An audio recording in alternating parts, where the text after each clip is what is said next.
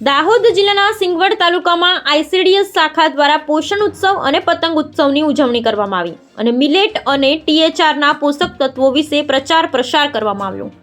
મળતી માહિતી અનુસાર દાહોદ જિલ્લાના સિંગવડ તાલુકામાં તાલુકા પંચાયત કચેરી ખાતે આઈસીડીએસ શાખા દ્વારા પોષણ ઉત્સવ અને પતંગ ઉત્સવની ઉજવણી કરવામાં આવી, જેમાં મિલેટ અને ટીએચઆરનો ઉપયોગ કરી આંગણવાડી કાર્યકર દ્વારા વિવિધ વાનગીઓ બનાવી મિલેટ અને ટીએચઆરના પોષક તત્વો વિશે પ્રચાર પ્રસાર કરવામાં આવ્યો ને બાળકો, સગર્ભા ધાત્રીને, કિશોરીઓને મિલેટ અને ટીએચઆરનો ઉપયોગ કરવા અંગે સંદેશ પાઠવવામાં આવ્યો। આ સાથે આંગણવાડી વર્કર બહેનો દ્વારા પતંગ ઉત્સવની ઉજવણી કરવામાં આવી, જેમાં આંગણવાડી વર્કર બહેનોએ પતંગ બનાવી તેમાં પોષણના સૂત્રો લખી પોષણનો સંદેશો આપવામાં આવ્યો।